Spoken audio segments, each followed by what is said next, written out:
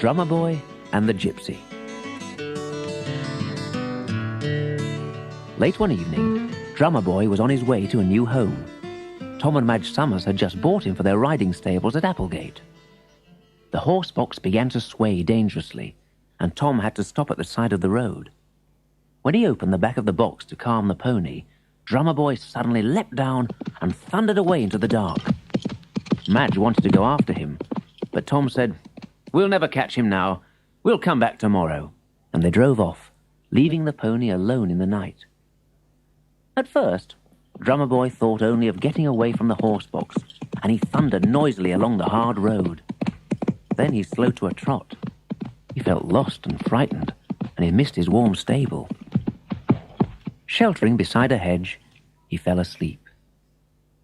He was still standing there when Billy Smith came by on his way to school the next morning. Billy was a gypsy boy with black curly hair and sparkling black eyes. If there was one thing he loved, it was horses. His father didn't keep them anymore, but Billy was like the old type of gypsy, with horses in his blood. "Whoa there, fella," he whispered, stroking Dramaboi. "We're going to be friends." The pony felt that he would be safe with the boy. But how cold he was. "Poor boy," said Billy. "We'd better get you home to Grandma." And he walked back home with Dramaboi following. The gypsy camp was in a field just off the main road, full of shabby cars and lorries. But one painted wooden caravan stood out like a bright flower. Billy went to the door and knocked. His grandmother opened it. "What have you got there?" she asked, peering at the pony. "I found him up by Luckton Road. He's very cold, and I thought you might be able to help him." She went back inside the caravan and returned with a bottle of evil-smelling medicine. "It's my own special recipe." She poured some down the pony's throat. It warmed Dramaboi like liquid fire. Then she bedded him down on a pile of sacks covered with old blankets. "He'll be as good as new in no time," said the old gypsy. Billy settled down to stay with Dramaboi until he'd recovered. He was still sitting there, stroking the horse, when his father appeared. "What's that horse doing here?" he shouted. "Get that animal away from here. Horse stealing's a crime, you know."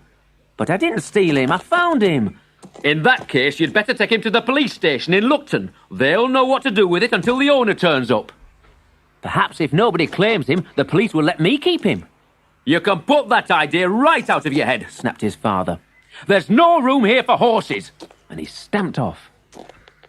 "Billy," called his grandmother from her caravan door. "Come in here. I've got something to show you."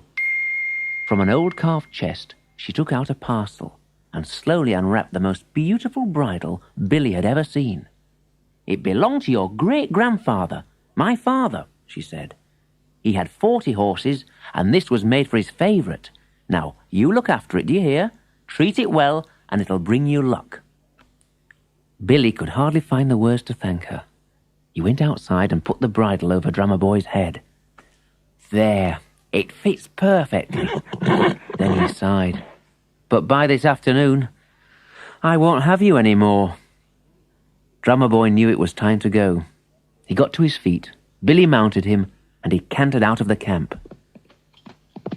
With the gypsy boy on his back, Dramaboi was content to go anywhere.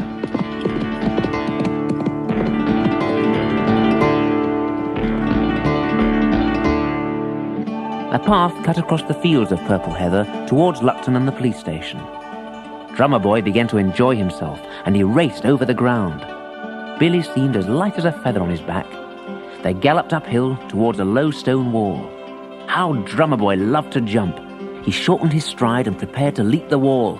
"Up and over!" cried Billy. But on the other side of the wall lay nothing but the steep sides of a flooded quarry. Dramaboi was gripped by fear. The ground gave way under his feet as he landed, and he began to slide down towards the water. Billy leapt off, but Dramaboi hit the muddy water with a huge splash. "Oh, he'll drown for certain," thought Billy. "The water's so deep." But Dramaboi struggled to the ledge by the side of the pool. Billy slithered and crawled down the side of the quarry until he was near enough to catch Dramaboi's bridle. "Easy, boy, easy," he whispered. "Keep still now. It'll be all right. Help will come." But Billy was wrong. Help did not come. For hours he sat there with the pony's head in his arms. Help! Billy shouted and shouted until he lost his voice. But no one heard his cries for help. The light began to fade as evening came. Suddenly, overhead he heard a dog bark. Then he saw a large black Labrador at the top of the quarry. Billy called, "Fetch your master! Fetch him, boy! Fetch him!" The dog ran off, and in a few minutes was back with its owner. "We'll have you out of there in no time, lad," shouted the man, peering down at the boy and his horse. "Don't worry." In half an hour, a rescue helicopter was hovering overhead. First, one of the crew was lowered with a special sling. Then Billy helped him fit it round Dramaboi. Is this right? The astonished pony couldn't understand what was happening. He tried to keep his eyes fixed on his young friend. Would they leave Billy down there and take only him? Up he went, until he was lowered again, well away from the quarry. Billy didn't wait for help from the helicopter. He quickly climbed out to make sure Dramaboi was safe. After that, there were cups of cocoa and biscuits for Billy and a delicious bran mash for Dramaboi. They were both taken to the home of the dog's owner. The police, Billy's dad, and Tom and Madge Summers all called there to see the boy. "I was taking him to the police station when we fell into the quarry," Billy told them. "He's called Dramaboi," said Madge, "and you can come and see him whenever you like." So Billy spent every weekend and school holiday working at Applegate Stables.